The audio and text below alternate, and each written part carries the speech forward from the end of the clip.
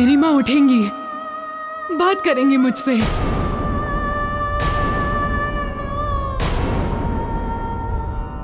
मुझसे बोलेंगी, माँ उठो ना माँ, अपने नटखट चंचल पुत्र को एक बार देखो माँ। याद करो माँ, जब मैं आपको मेरे बालपन की चंचलता से रुष्ट कर दिया करता था। याद करो माँ, याद करो।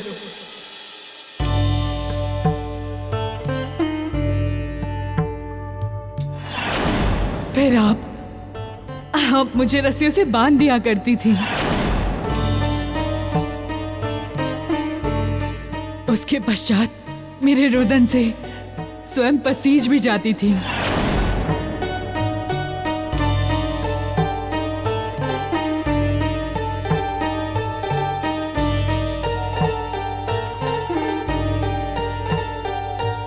माँ, याद करो मेरे नहीं खाने का हट।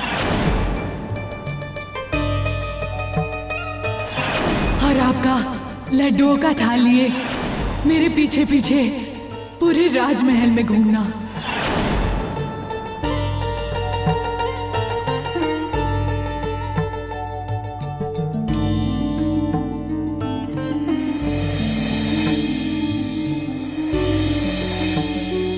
वो लुका छुपी का खेल फिर नहीं खेलोगी माँ?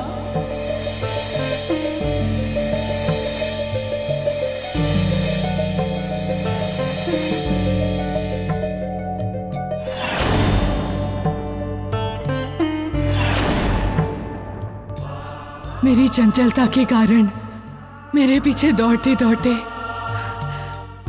आपके पांव दुख जाते थे माँ।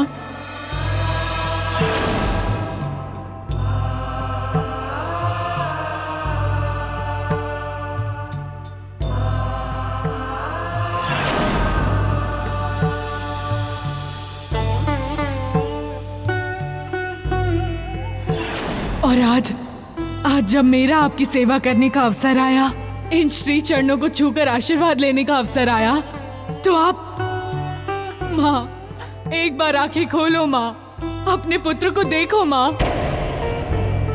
माँ मैं आपको तंग नहीं करूंगा माँ, मैं आपको कभी भी तंग नहीं करूंगा माँ।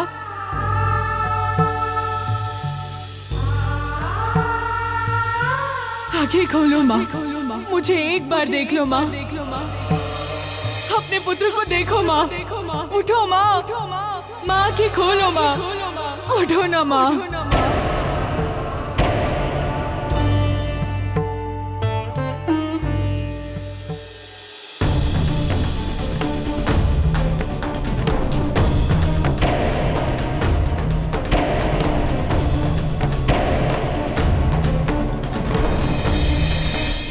माँ उठो ना माँ, माँ उठो ना, अपने पुत्र को एक बार देखो माँ, अपने पुत्र को एक बार देखो। आंखें खोलो माँ, अपने पुत्र को देखो माँ, अपने पुत्र को देखो। उठो ना माँ, अपने पुत्र को देखो माँ, माँ अपने पुत्र को देखो। एक बार आंखें खोलो माँ, माँ उठो ना माँ, आंखें खोलो ना माँ, अपने पुत्र को एक बार देखो माँ, अपने पुत्र को एक बार देखो। उठो ना माँ, अपने पुत्र को देखो माँ, अपने पुत्र को देखो। एक बार आंखें खोलो माँ, माँ उठो ना खोलो माँ, अपने पुत्र को देखो माँ, अपने पुत्र को एक बार देखो माँ। उठो ना माँ, एक बार देखो अपने पुत्र को देखो माँ, माँ उठो ना माँ, अपने पुत्र को देखो। उठो ना माँ, आंखें खोलो माँ। पुत्र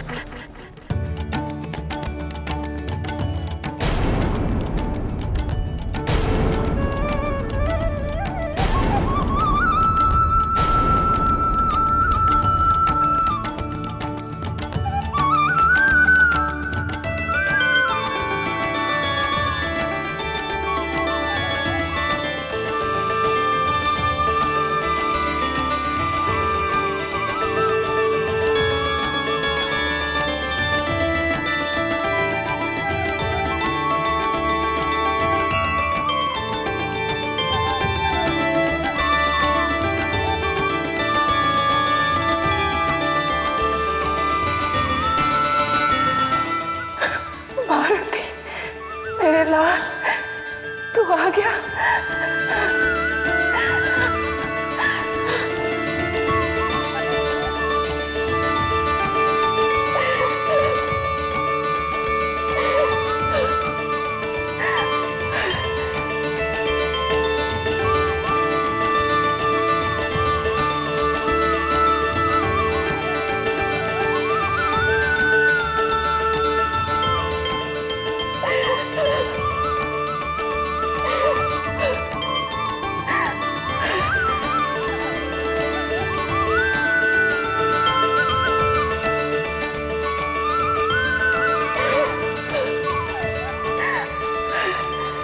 तेरे पिता कहाँ है? देवी अंजना, मैं यहाँ हूँ, यहाँ।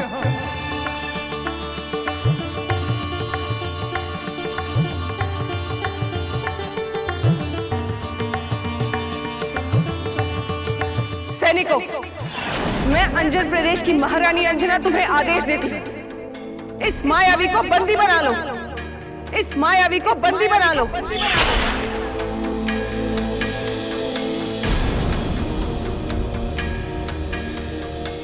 अंजना, कह दो ये जो सब लोग कह रहे हैं वो मिथ्या है। कह दो कि मैं तुम्हारा पति हूँ। कह दो कि मैं मायावी नहीं हूँ। मैं मायावी नहीं हूँ अंजना।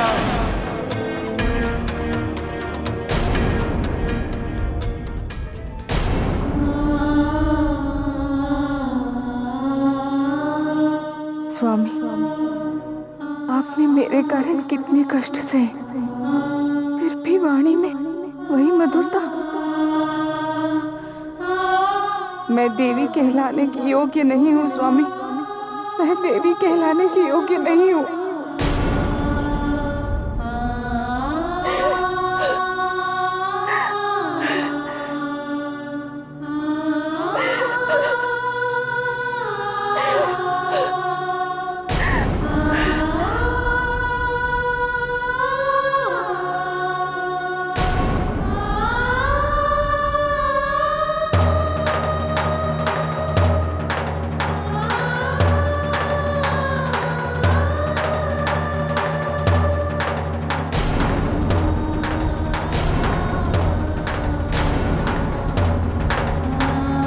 क्या बात है पुत्र? अंजना मुझे देखकर कक्ष से बाहर क्यों चली गई? पिताश्री, आपको ना पहचाने की आत्मग्लानि के कारण माँ कक्ष से बाहर चली गई। अपराध बोध के कारण माँ आपका सामना नहीं कर पाए पिताश्री। आत्मग्लानि क्यों? अपराध बोध कैसा? उनके अंतः में बैठे भाव को मैं दूर करूंगा। हाँ पिताश्री, ये केवल आप ही कर सकते हैं।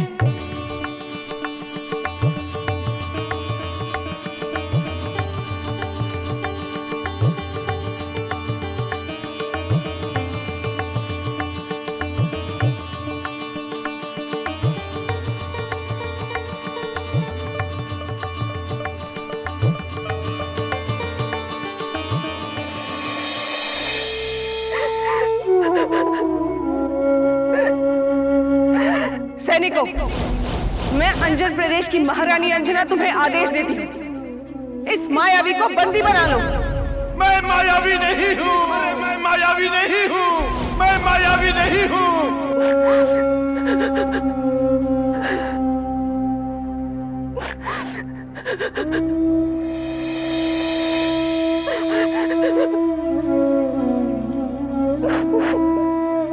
अंजना, स्वामी, मैं आपकी अपराधिनी हूँ। आपको इस अवस्था में पहुंचाने की उत्तरदायी मैं हूँ।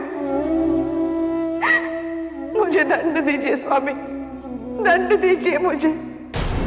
नहीं देवी अंजना, तुमने कोई अपराध नहीं किया है। जो होता है, जो हुआ है, अतः भविष्य में जो भी होगा वो सब नियति का निर्धारण होता है। देवी अंजना, तुम इस ग्लानि के गर्त से बाहर निकलो। अंजना, बाहर निकलो।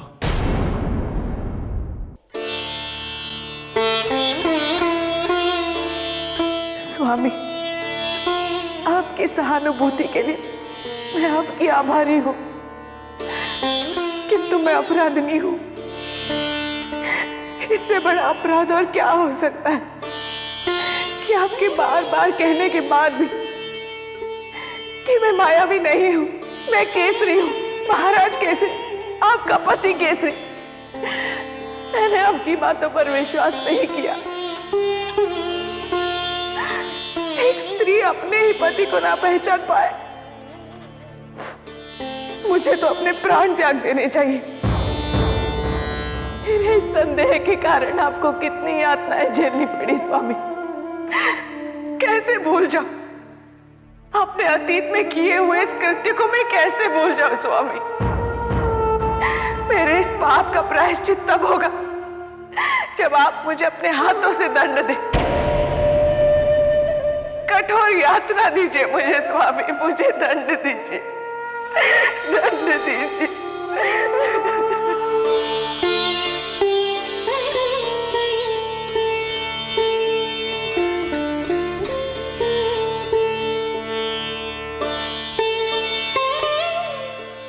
नहीं देवी अंजना, नहीं, तुम यातना की योग्य नहीं हो, तुम अर्चना के योग्य हो।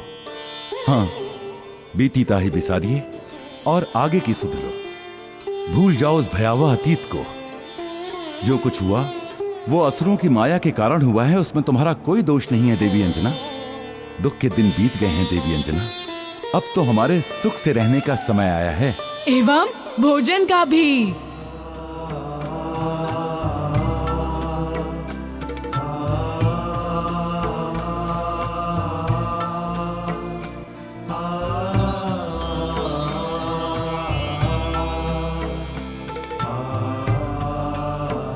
मारुति,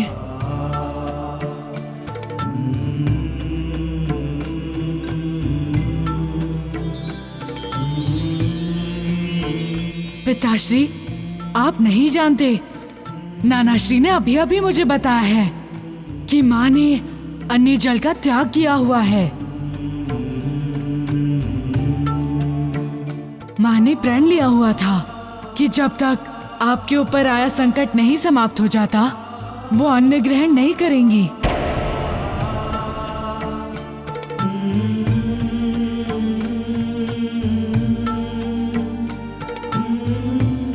किंतु अभी तो सारे संकट समाप्त हो गए, इसलिए अभी मैं अपने हाथों से आप दोनों को भोजन कराऊंगा।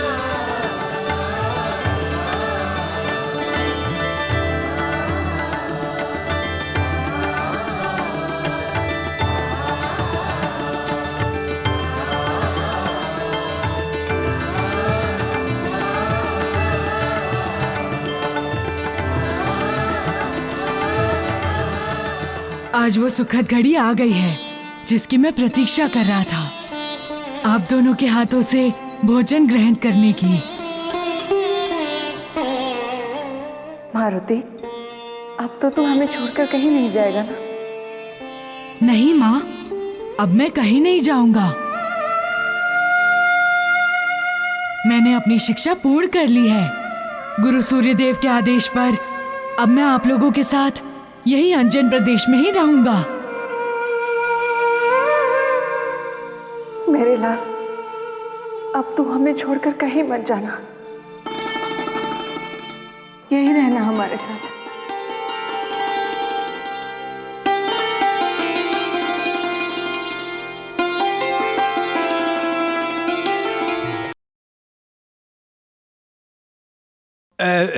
किंतु महारानी अंजना, अभी भी एक अड़चन तो शेष है। महाबली काका, अड़चन किस बात की है? महाराज, आप भूल रहे हैं, जब आप मारुति को सूर्य लोक में शिक्षा ग्रहण करने हेतु भेज रहे थे तो उपनयन संस्कार करके पुत्र पद से त्याग करके सूर्य देव को सौंपा था, तथा अब आपको मारुति का संवर्तन संस्कार करके पुनः पुत्र रूप में स्वीकार करना होगा।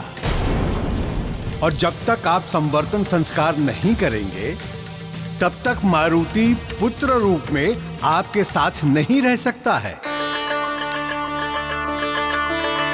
हाँ महाबली काका, आपने उचित कहा। सर्वप्रथम हम अपने मारुति का संवर्तन संस्कार करेंगे। आप संवर्तन संस्कार की पूर्ण विधि व्यवस्था कीजिए।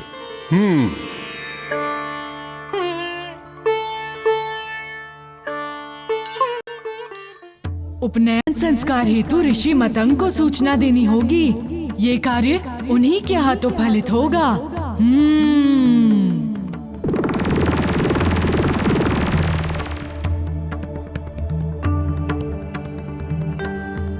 प्रभु, आपका आदेश पाकर मैं धन्य हो गया। प्रभु, आपका उपनयन संस्कार कराने का सुअवसर मुझे प्राप्त हुआ था प्रभु, और आज आपका संवर्तन संस्कार कराने का सुअवसर भी मुझे ही प्राप्त हो रहा है।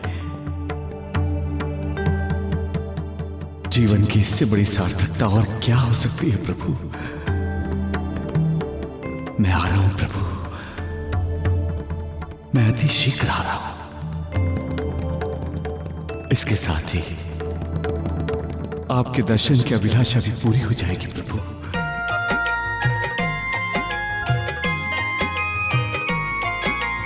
समवर्तन संस्कार, समवर्तन संस्कार, समवर्तन संस्कार, समवर्तन संस्कार, समवर्तन संस्कार, समवर्तन संस्कार।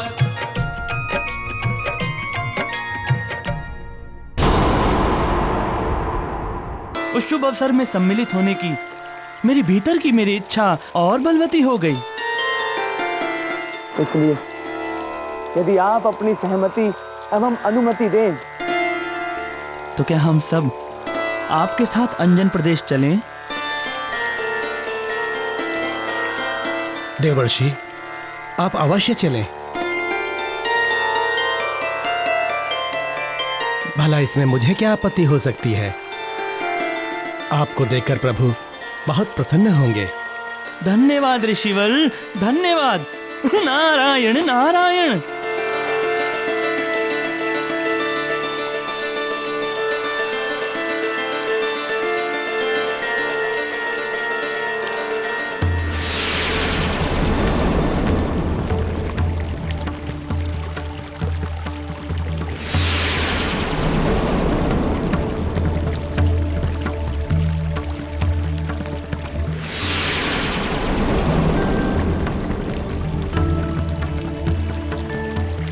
नारायण नारायण।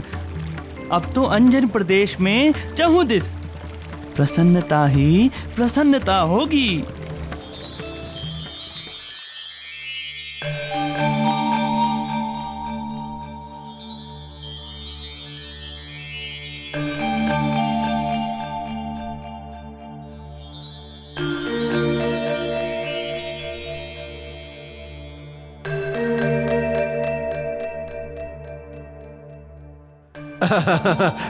क्या बात है प्रभु, लड्डुओं के मध्य होकर भी आप लड्डुओं के मध्य अकेले हैं।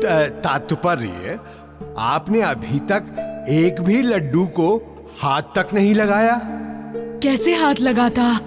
आप तो जानते हैं कि माँ जब तक अपने हाथों से नहीं खिलाती मैं कुछ नहीं खाता।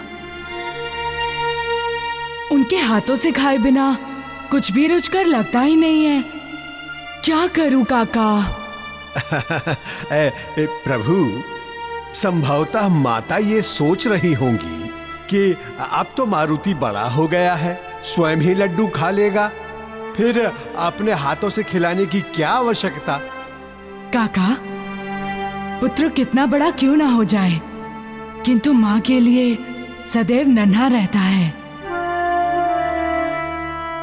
हालांकि ये भी सत्य है कि माँ जहाँ कहीं भी होंगी मुझे अवश्य ढूंढ रही होंगी। मारुति,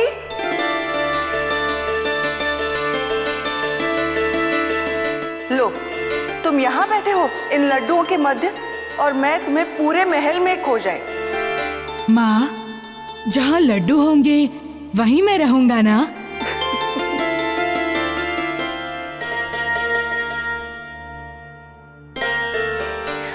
वो तो अच्छी बात है, किंतु तुमने एक भी लड्डू खाया क्यों नहीं? कैसे खाता? क्यों? अपने हाथ से खिलाएंगी तभी तो खाऊंगा।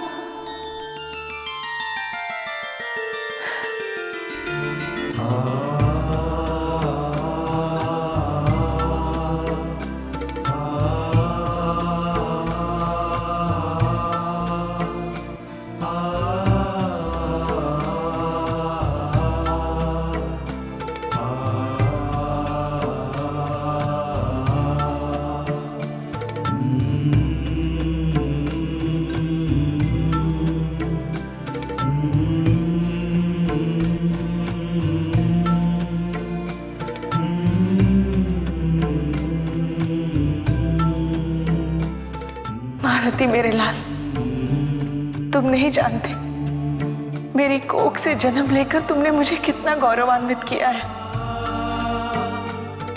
मैं धन्य हो गई मेरे पुत्र, धन्य हो गई।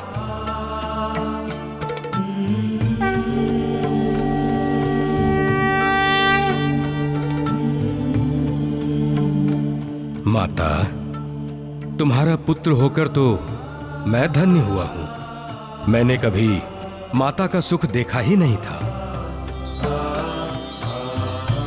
मैं तो शिव रूप में अजन्मा था, किंतु तुमने मुझे जन्म देकर धन्य किया। माता, तुम्हें कोटि कोटि प्रणाम।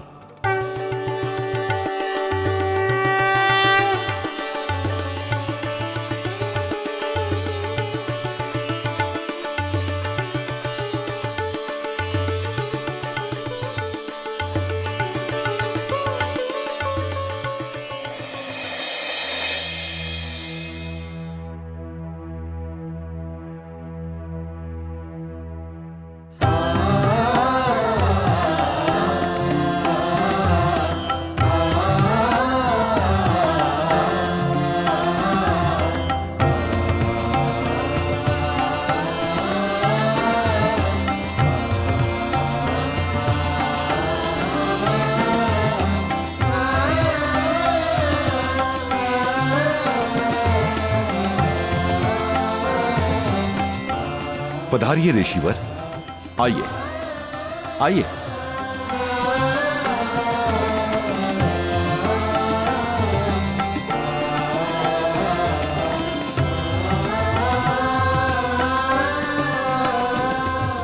पधारिए। अंजन प्रदेश में आपका हार्दिक स्वागत है। आसन ग्रहण कीजिए ऋषिवर। आयुष्मान भव।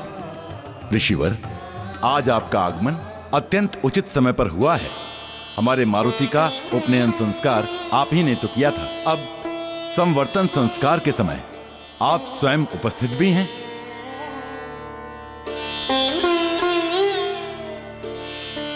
महाराज केसरी, गुरुकुल से शिक्षा प्राप्त कर लौटे विद्यार्थी हेतु ये संस्कार परम आवश्यक है।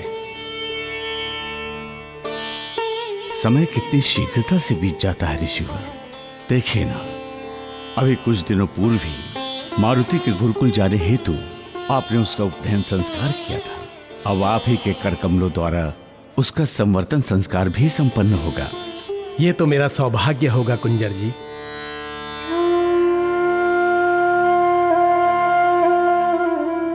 किंतु ऋषिवर, आप हमें यह विस्तार से बताइए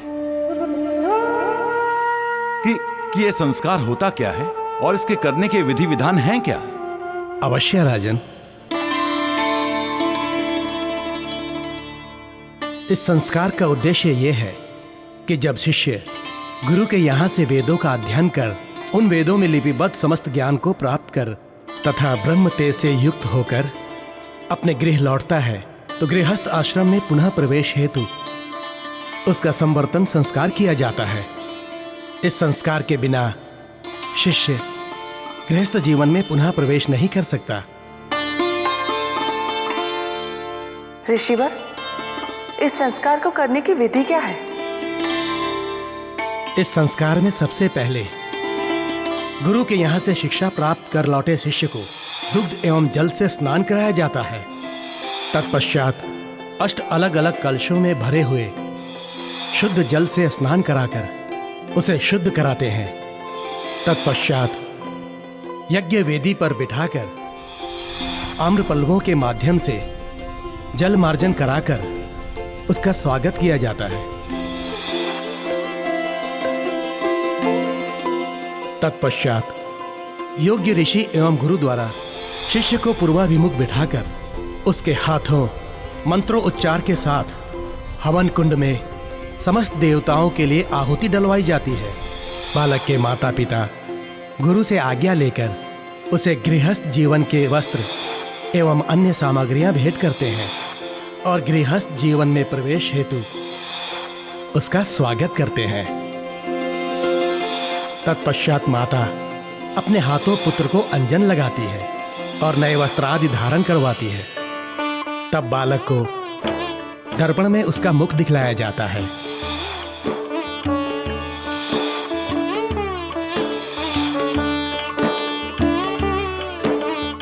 यहाँ प्रथम बार बालक को अपने ब्रह्म तेज के दर्शन होते हैं और राजन इस प्रकार वो शिष्य अपने गुरु द्वारा प्राप्त शिक्षा का अपने गृहस्थ जीवन में प्रयोग करने का अधिकारी हो जाता है।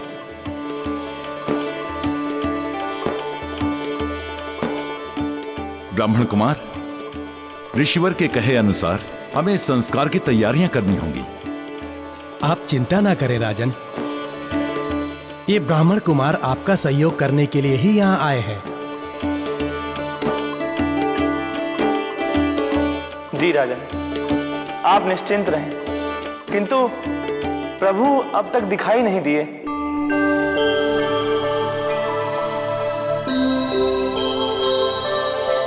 प्रभु? कौन प्रभु?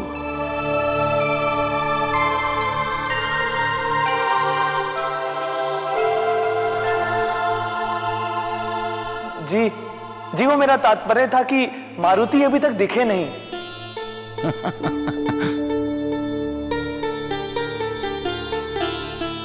वो तो अपनी कक्ष में होगा।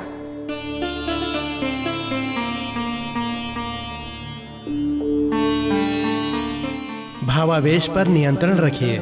यहाँ किसी को ये ज्ञात नहीं है कि मारुति देवाधिदेव प्रभु महादेव हैं। जी ऋषिवर, भूल हो गई, क्षमा करिएगा।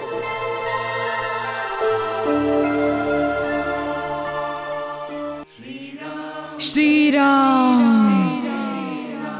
श्री राम, श्री राम, श्री राम, श्री राम, श्री राम, श्री राम, श्री राम,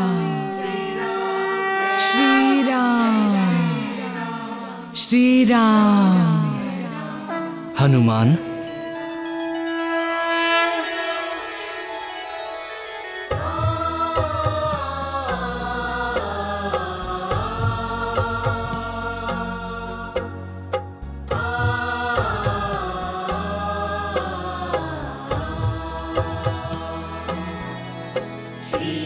क्या बात है? आज तुम अत्यंत प्रश्नाकुल प्रतीत हो रहे हो। प्रभु, मेरे आदि एवं अंत दोनों आप ही तो हैं। मैं तो इस संसार में आप ही के लिए आया हूँ, आपकी सेवा हेतु। अन्य ना कोई कार्य है, ना ही कोई कारण। हनुमान, मैं जानता हूं तुम्हारी व्याकुलता। कहो, वो कौन सी बात है जो तुम्हें मथ रही है? प्रभु, आप तो सब जानते हैं, अंतर्यामी हैं आप प्रभु। फिर मेरी चिंता आपसे कैसे छुप सकती है प्रभु? प्रभु, आज मेरा संवर्तन संस्कार होने जा रहा है, अर्थात गृहस्थ जीवन में प्रवेश। और आप तो जानते हैं प्रभु कि मैं गृहस्थ जीवन हेतु नहीं जन्मा हूं। मैं तो सदैव ब्रह्मचारी रहना चाहता हूं, जिससे मैं पूरी तन्मयता से आपकी सेवा कर सकूं। कृपया मेरा मार्गदर्शन करें प्रभु। हनुमान, तुमने जिस समाज में जन्म लिया है, तुम्हें वहां के संस्कारों को ही अपनाना चाहिए। संवर्तन संस्कार गृहस्थ जीवन में प्रवेश की एक व्यवस्था है, एक परंपरा है। गृहस्थ जीवन में रहकर जो व्यक्ति सेवा एवं भक्ति करता है, उससे महान ना कोई कर्मयोगी है और ना ही कोई भक्त।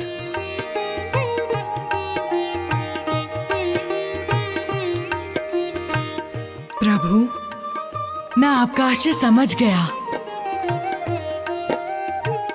किंतु मैं इस संसार में आपकी सेवा अर्थ आया हूं और आपकी सेवा में ही रहूंगा प्रभु।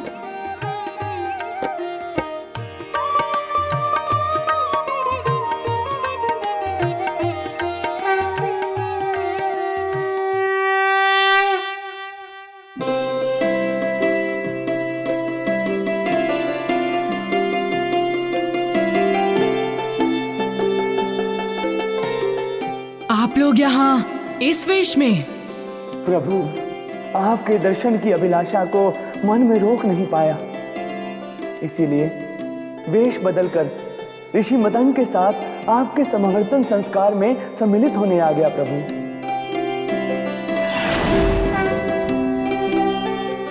आपके दर्शन हुए मन तृप्त हो गया प्रभु। अभी तो मेरी समस्त इच्छाएं पूर्ण हो गई।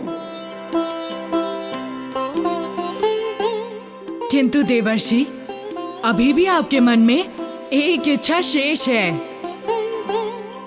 कहिए है कि नहीं? नारायण नारायण, प्रभु आप तो अंतर्यामी हैं, अब आपसे क्या छिपाना। आपने मेरे मन की चोरी पकड़ ही ली। किंतु सत्य यही है कि माता अंजना के हाथ के बने लड्डू खाए बहुत दिन हो गए थे प्रभु।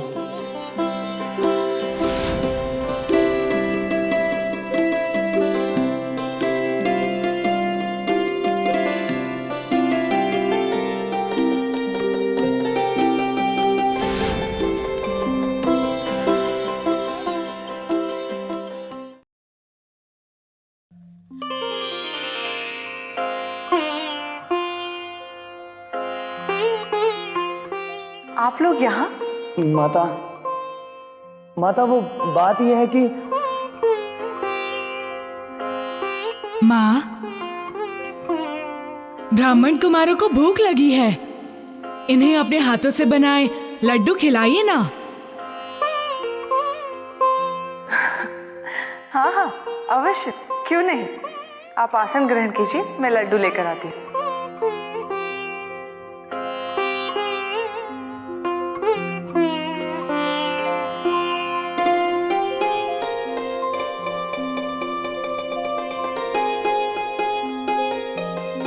आप लड्डू खाइए, मैं आती हूँ।